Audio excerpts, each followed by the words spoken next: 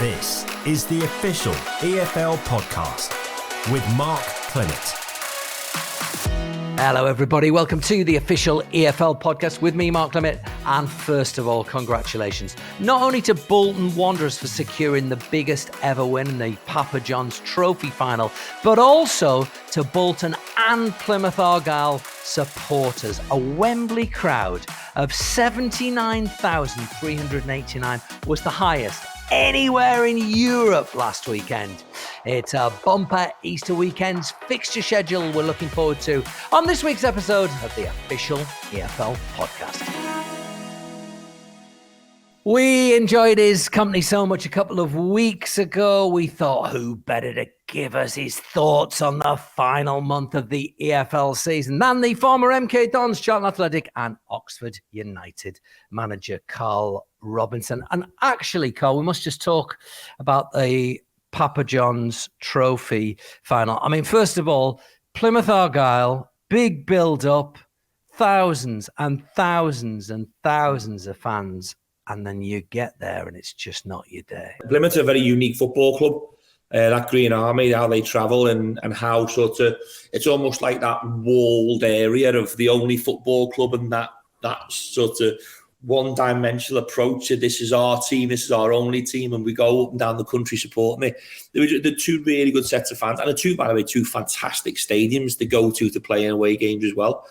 But actually, I'm very close to Sam Allardyce and knowing what he did at Bolton and knowing how he holds that in such high regard and seeing him going down through the leagues. And now, obviously, in the top six, are they just in the top six and winning a trophy at the weekend? It's brilliant for them. And it's another big football club in the lower levels of our game. Yeah, and two brilliant young up-and-coming managers as well. We had them both on at the same time last week. It was a great episode. You can listen back to it, find it with your podcast provider. Although, of course, it will have references to the game that's coming up, and we now know the result. But there's lots of other good stuff in there as well. How important are these Easter fixtures? I used to love them. I used to absolutely love this time of year. The lawnmowers are going again, Clem. The smell of the grass being cut. The weather's slightly turning. 6 games to go. You know, you're almost you've done a third of them after this weekend. So you're 2/3 to go of the games that you've got left. It is this is just what I am missing it this weekend. I will miss it this weekend. I really, really will. And whether you're at the top of the league or whether you're at the bottom of the league, these 3 days, I think it's really, I like the way we've gone from Saturday to Friday, and probably most of our games are Friday and the Monday now. Gives you 2 extra days to perform, because at the end of the day, people want to pay money and they want to see players who are playing with that energy levels, which they do nowadays. So that's a good positive factor. That's 4 or 5 years old now. But these are brilliant days. And this is the Easter weekend is one of the most exciting, I think, in the EFL season. And that's regardless of whether, as you say, you're with a team challenging at the top, regardless of whether you're a team trying to get out of it at the bottom. And even if you're mid-table and you're starting to plan for next season, is that almost a nice place to be if you've accepted there's no movement of division, that you are able... You can enjoy them. You can enjoy them. Can you? Right, okay.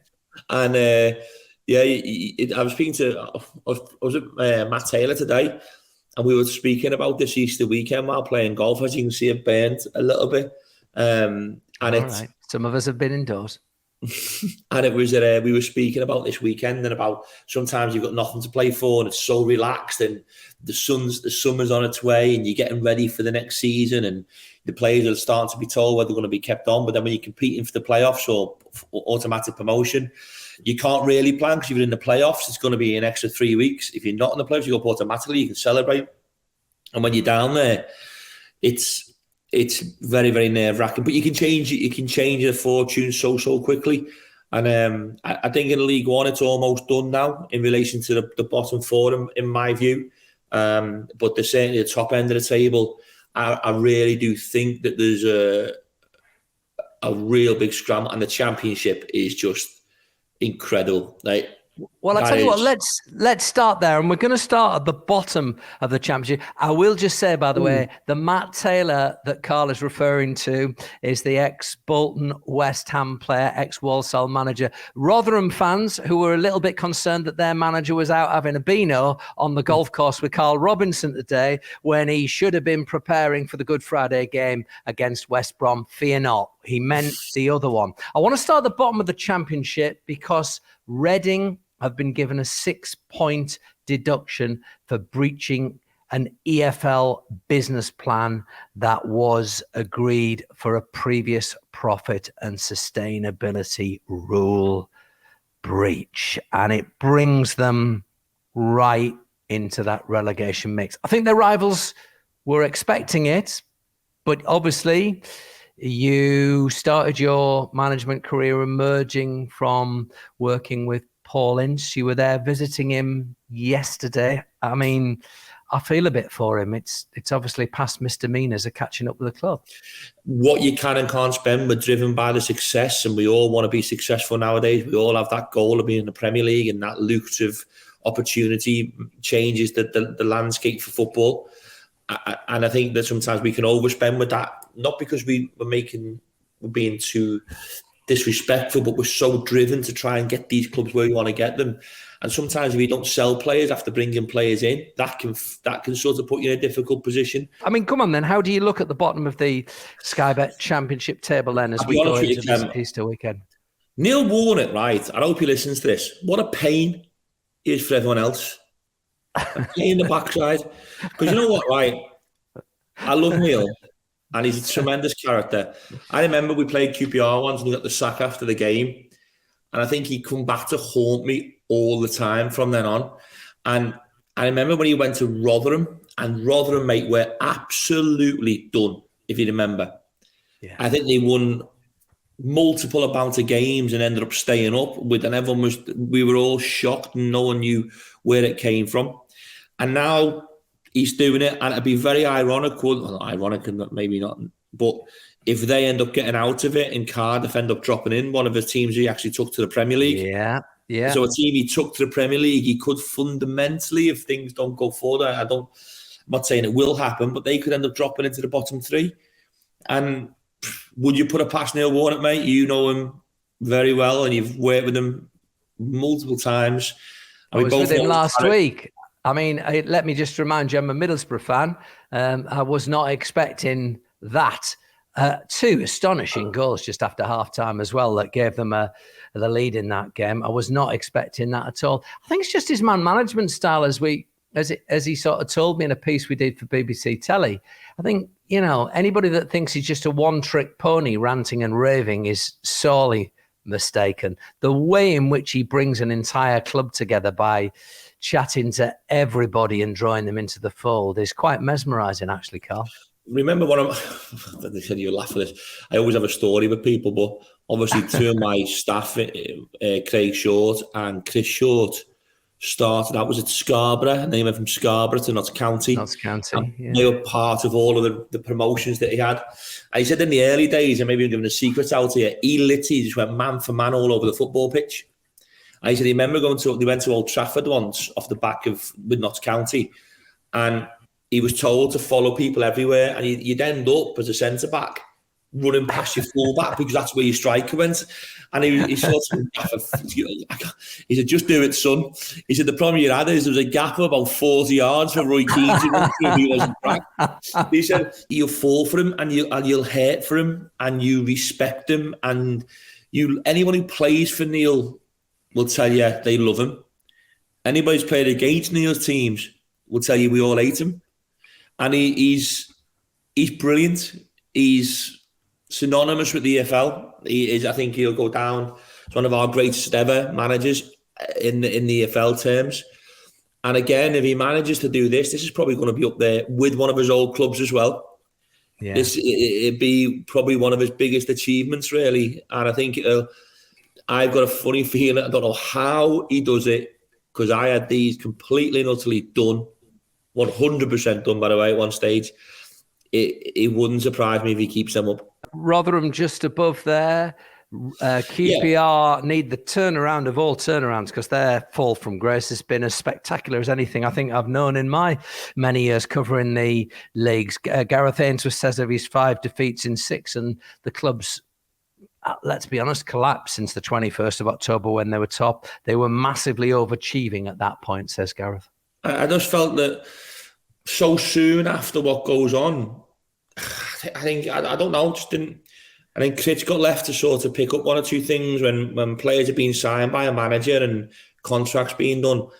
I bet that's a bit of a kick in the teeth for some of the players, especially the fans as well. I was speaking the other day, mate. I've got this thing at the moment. Do they not get paid, Carl? Do players not get paid? No, players that have contracts to honour. You know, they've signed for a football club. Do they not have to turn up every week? Or do they not have to put a shift in, regardless of who signed them at the club? They've still got a job to do for those. No, I disagree to an extent, because at the end of the day, you go through the whole of pre-season, and when everything was so right in pre-season, which you could obviously see it was right because the pre-season, how they started, you're full of confidence, you're on the front foot, things, everyone's getting excited. All of a sudden, your talisman, your manager leaves. That's a hard. You're right what you're saying. Yes, they are paid to perform, but all of a sudden, the process of pre-season, when you get it right, Clem, it's so unique, and you can feel it as a manager and a player because it clicks, and the formations and the fluidity. And by the way, I've been in pre-season that got it wrong, and probably when the manager gets the sack, it's easy for the manager to come in to change it because the players didn't believe in the process, and then it fundamentally the manager loses his job. But when they were in that middle of doing so well. Obviously, what Bealey did was an unbelievable pre-season, started unbelievably well, and all of a sudden then you got a manager to come in who's then got to find his own unique way, and then there's a process of them 2 or 3 weeks where he's trying to bed himself in, but his old coaching staff went, he's got to bring in coaching staff, and from then on, the players have to take responsibility then, Clem, 100%. You can't put it all on the manager, and certainly what you can't do right now, for me, is put it on Gareth either. Everyone's been craving the type of manager with Gareth is. And if anybody, mate, and people don't know him, if anybody wants to put a man in charge who can get that little bit of grit and that... You did an interview before we played them in the playoff final. I know you come down to speak to me after you spoke to him, and we actually spoke about, like, you'd want to run through a brick wall for Gareth because that's his personality. Yeah. If anybody's going to get it out of him, it's going to be him. And sadly, the performers haven't been good enough of late. You weren't I got to be clear here. You think the fall away came through a new manager with a new approach, not that the players went, well, the guy that's not here isn't here any longer, so I'm not going to try as hard, because that's not fair. That's the point I'm making. No, Clement, and people need to understand when there isn't. I've very rarely seen players not try. There might be a flippancy to how you see their body language and their personality. And we judge. And I watched Liverpool the other day. I don't think I was sitting here. I wasn't calling them so-and-so this and so-and-so that. And they looked round-shouldered. But when you're in the middle of it, Rob will obviously tell you, most managers will tell you, it's very rare that a player really, really, really does just throw the towel in. Sometimes you find yourself in that moment where everything you try, and sometimes the harder you try, the harder it is to actually get out of the rut. And when they made the appointment of Gareth, I thought, this is what a really good appointment that is. All the 3 managers that have been there this year, I know quite well, Bealey and obviously Critch and now Gareth, and they're all completely different personalities. You'd argue Critch has come through a very similar schooling to Michael with obviously, which is why it was an inspired appointment from QPR to try and keep it in the family and keep the continuity. Now, take your point on personalities. I just took umbrage for a moment because I thought, if you're working in a shoe shop and the manager of that branch leaves and moves on, it doesn't give you the excuse not to go looking for the 9.5s when some bloke wants them, does it? Save the fellow who comes in, moves the shop around at the back office and puts a 9.5 in the bottom corner rather than the top right-hand corner. And he goes to the top right-hand corner and they've gone. Good point. We need to move on. What size shoe do you take, Carl? What size shoe are you? 8.5, 9. Okay. I think they're still where they were if you go in my shoe shop that I've just made up. So if you need a pair, we should be fine. Let's switch to the other end of the Sky Bet Championship. Have we given Rob Edwards and Luton Town enough TLC? Because, there's been all this concentration on Michael Carrick and the surge with Borough, and there are Luton with 7 games to go on equal points with Middlesbrough. It's astonishing the season that man has had, and astonishing how Luton Town keep getting so much out of the resources at their disposal, is it not? I think if you look at in that top 6, I'm just looking here, what the manager's done at Borough is incredible. I think that Burnley and Sheffield United, you'd half expect that, Glenn, wouldn't you? You'd half expect them to be there. But the next 3, Millwall, Luton and Borough, what their managers have done and what the football club's done this season has been quite incredible. And I really hope that, I think Luton will definitely stay in there. I hope Millwall stay in there, from the extent of, obviously, Gary Rowett's done a great job, and they're not, with all due respect to Millwall, and hopefully this doesn't offend anybody either, they haven't got the power maybe to go and spend maybe like the Watford or the West Broms or the Norwiches of this world, but they've managed by hook or by crook to find a team that seems to find that sweet spot, and that's something that I think Gary does really well. I am just going to let everybody know there is a scenario in which Burnley will be promoted this weekend. Do you know what? I've been espousing this theory all day, and nobody, including producer Dave, has backed my maths up on this, but I've checked, double-checked and triple-checked. If Luton drop points away at Millwall on Friday lunchtime and Burnley win at Middlesbrough in the evening game, then Burnley will be back in the Premier League at the first attempt. And again, listen, we talked a lot about Burnley when you were on a few weeks ago, but you have to praise the man who's led the team, don't you? I mean, Vincent Kompany's just been inspirational, just been remarkable. I think when I come on this show, mate, I come and speak to you as a manager, with my fans' mentality sometimes crossing over. So when I speak, I do speak quite a lot about the managers, because I know the emotional attachment they go through in the Football League season. And he's another one. Trying to pick the manager of the season in the Championship this year is going to be very, very difficult. But I think because of the strength of the points tally and being promoted so soon, he's obviously will be the outstanding sort of candidate, and he deserves all the plaudits going to come his way.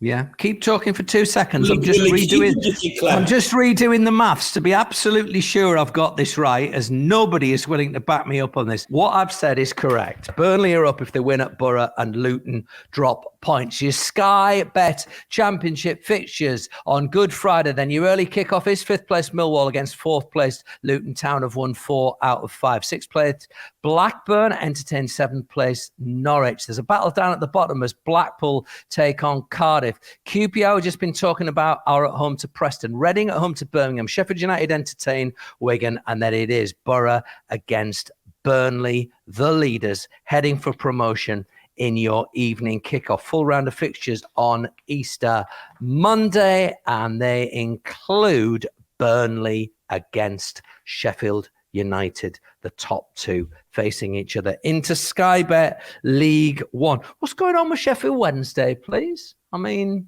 2 points from a possible 12 since they completed their 23-match unbeaten run, no wins in their last 5. I still think they've got enough, Sheffield Wednesday, to get over the line. Okay. So no wins in 5 for them. Ipswich had their big blip, only won 2 out of 10, but have subsequently won 7 in a row. Spectacular. Peterborough have worked themselves into the playoff places. Looked dead and buried a few weeks ago. We had Darren Ferguson on. He didn't say that, but it was a tall order. But he's won 9 of his 15 matches in charge to take that last playoff spot as it stands. But I'm going to ask you a question I've asked of a few people. Why these blips sometimes? How can Derby win 6 in a row, 7 out of 8, and then now have only won 3 of the last 11 to drop out of the playoff places? Why would Sheffield Wednesday? Is it like when you achieve a big statistic or a sort of mesmerizing statistic, you subconsciously take your foot off the gas a little bit? I think sometimes we can become victims of, first and foremost, of the success that you've gained before that. I think secondly, you tend to find you may overcoach at times because you care and players care. And then the emotional aspect of it. I think the ones who find themselves coming out of that rut a little bit quicker than others seem to have a very steely and a calm sense of personality as a team, as a unit, and don't get too high when they win and don't get too low when they lose. And for me, there's no way, none of us can put our finger on it. I've been in unbelievable runs, Clem, where you just feel that every game you go into, you're just going to just steamroll the team that you're playing against. And equally, I've also been on the other side of it when I've looked at my team on a Saturday morning and gone, oh, come on. And you do have that element of that. We're human beings. People forget that. We're not robots. We have the emotional aspect of it. We have the fear. People getting the sack. You've got this time of year, people's contracts are up. Your families, there's so many other things that come into consideration when you're going through difficult times. And fundamentally, you care for the football club. Wherever I've worked, I've loved the club I've worked for and cared for the football club. So you put that, your family, your friendships with people, then you put the care on your players, then you start worrying about the fans. And it just becomes a spiraling. I think the one big thing over the years, even though I couldn't get out of it this year, but I've always been quite good at getting out of difficulty. I tend to park that and become the best version of you and get excited by the challenge. And you look at the ones who are going through it. Darren Moore's been there, managed a lot of games now. Warney's done the same. They're just good people. And I think that the players will see that in them. And I know that they'll certainly, for me, I'm not too sure at the weekend with Sheffield Wednesday, if I'm being honest, but I can still see them being a team to get in the top two. Your Sky Bet League One fixtures on Good Friday. Amongst them are fourth place Barnsley travelling to Burton. Bolton, fresh from their Papa John's Trophy win, are going to Exeter. They're in good form at the moment. 4 wins in their last 7. Forest Green Rovers entertain 7th place Derby as they now are. 3rd place Ipswich are at home to 8th place Wycombe Wanderers. Plymouth with a game in hand on Sheffield Wednesday, just behind them on goal difference there at Morecambe. Sheffield Wednesday, as Carl said, are at Oxford, and Peterborough in 6th go to Shrewsbury. Again, full range of fixtures on Easter Monday. You mentioned that the bottom of League One looked pretty much done to you. Is there an air of those teams that have been really maximising their return on their resources, hitting the wall? It's just one step too far to expect them to do it ad infinitum. Accrington, Morecambe and Cambridge, I'm sure Forest Green only come up last season. John Coleman, what he's done, I think we spoke last time, he's overachieved year in, year out. And I think you're right. I think that they've had an awful lot of sendings off as well, Clem, in the last 5 or 6 games. I don't know the exact number. Every time I seem to see Accrington play, there seems to be a red card next to it. I've had my one attempt at maths for this episode. I won't be trying to add up the Accrington Stanley sendings off while you speak. I went to watch Morecambe play MK last week as well. And they just looked, and then obviously they had another difficult game against Barnsley in the week. And then you see Cambridge, they beat Port Vale 2-0 away. I just feel that Oxford, MK above them have probably got a little bit too much for me.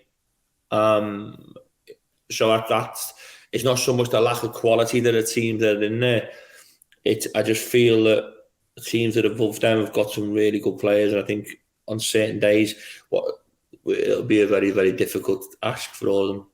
And does form have to turn in the end as well? Because obviously the Oxford run that cost you your job is still ongoing. They're not in brilliant form. By my reckoning, it's only 3 points from the last. Pardon? That's still your. No, well, that's very humble of you. But my point is this: 3 points from a last possible 36. At some point, that form has to change. And collect 3 points or even 2 lots of 3 points, and it'll be good enough to keep them up. Do you know what, Clem? It wasn't just performances for Oxford. They've been incredibly unlucky this year, and some of the games. I watched the game against Morecambe at Morecambe, and I thought they were very good on the day. And Morecambe scored a last-minute goal to get the point back. that's just been the story of Oxford United season this year, that they've just been on the end of some really difficult and harsh decisions, and some poor performances in there as well. Not everything's luck. And you are right. You look at, I think for the first time, the three that I was desperate to play, Clem, which was Wiltshire, Murphy and Brown behind Sam Bulldog. I never got that chance to play at any stage through injuries. And seeing now they've got Brownie back fit and Josh Murphy back fit and Yannick fit, I just feel that they'll have too much. And I've seen MK the other week as well. By the way, a note for the manager at MK, what a great job he's done picking up. I think it was 10 points out of the possible 12 in the last 4 games. I think it was 3 1-0 wins and a 2-2 against Wickham at the weekend. That's a tremendous return in some really difficult and pressurised games. One was Accrington, one was Morecambe. I'm guessing on the third one, and I'm playing Wickham at the weekend. Fair play. He's done a really good job in his first year managing the EFL, coming in throughout the course of the season, and really managed to steady the ship. Yeah, it was 4 wins in their first 20 matches under Liam Manning. It's 7 in 20 since Mark Jackson took over into Sky Bet League 2. We're talking about blips.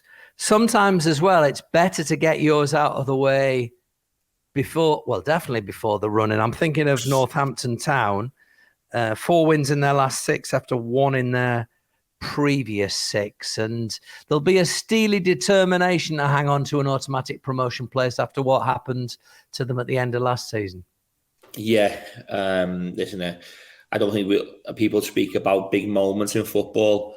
I remember seeing that, because obviously the last game of the season, we all kick off at different times and different days, from the Championship to League 1 to League 2, so you managed to see these games unfold, and that was something that I don't think I've ever seen. Obviously, what Bristol Rovers did on that day was something for them. I don't know how you come back from that, Clem, in the playoffs, which they found it difficult too. And to find themselves in that this year, I think there'll be a time. I think even they will say to you at the end of the season, maybe not whilst they're in the season, that there'll be a moment where they will reflect, and there'll be a lot of players who are involved in both campaigns, the last one and this one this year. And they will be 100% desperate to try to avoid being in the playoffs this year. Yeah. That said, we should commend, Carlisle have themselves been on a little blip by their previously high standards over the last 4 games, but they are in, let's do this. Stevenage in 3rd, so the last automatic promotion place, on 68 points. Behind them, having played a game more, on 66 are Carlisle.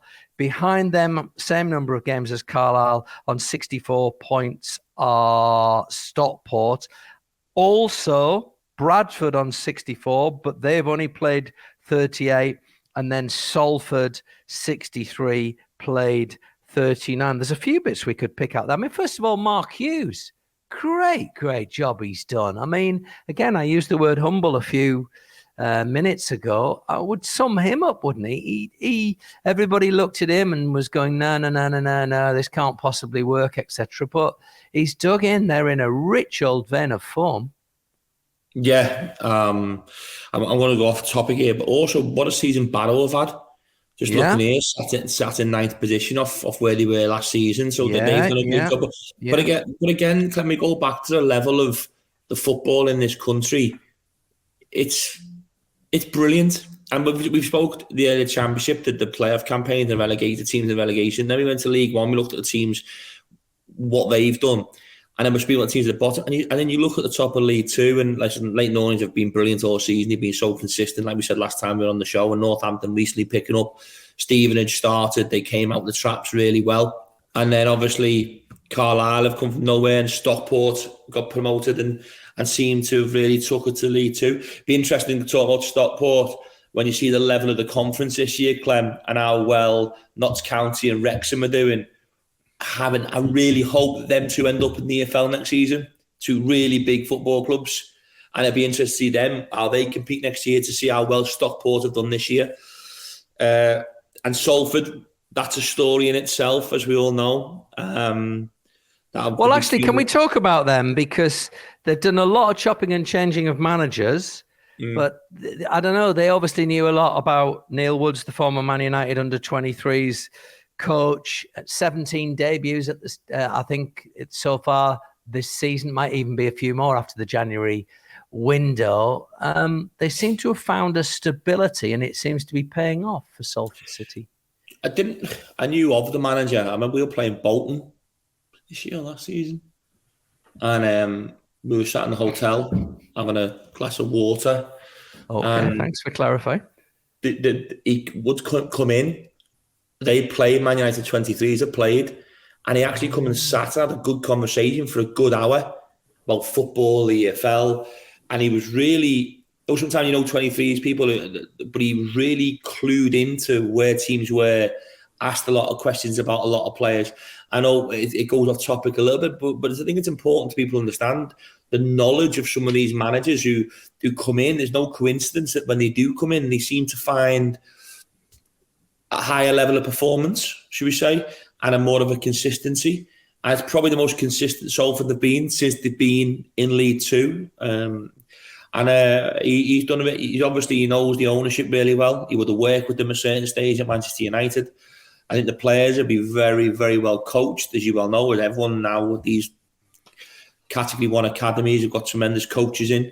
But to find that steely bit of grit and determination in two boxes is fundamentally the biggest difference in 23s football and the EFL games. And he seems to put that together where they play decent football, but in both boxes they seem to be really aggressive. Your Good Friday fixtures in Sky Bet League 2.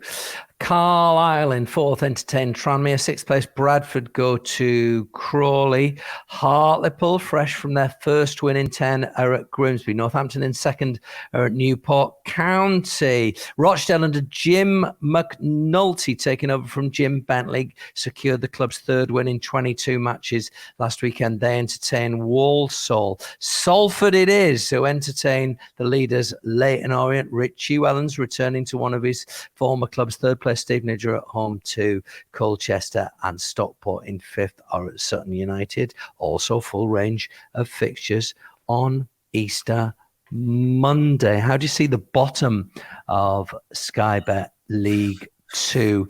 Rochdale have been in awful form, and there's still a big gap to make up. 8 points from safety at the moment. They're done. For me, they're gone for me. Okay. Is there a danger? Crawley went on a little spurt, but they're still not out of it by any means.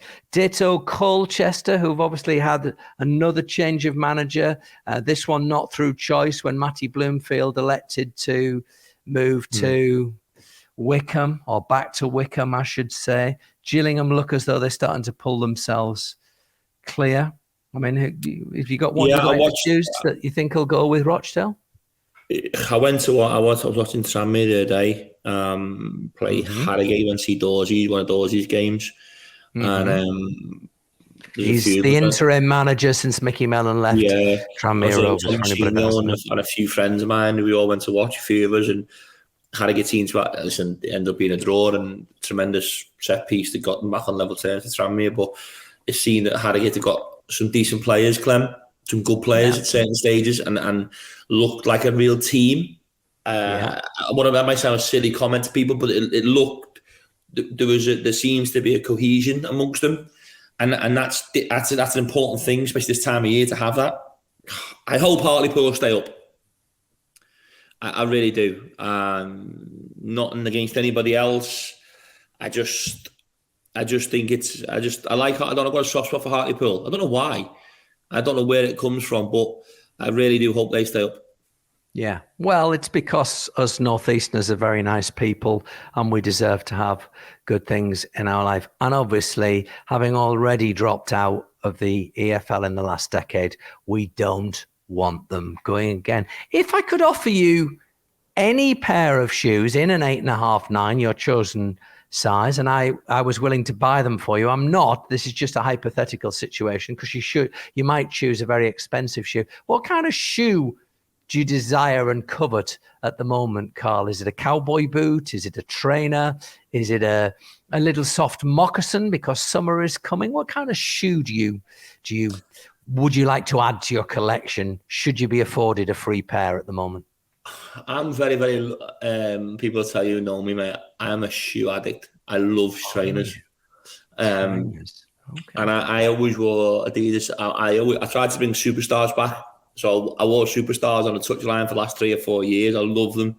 But my daughter's been having a go at me saying that, like, Dad, that's an old person's one now. You've got to get wearing Nike stuff. And, mate, I've not got a clue what's right or wrong.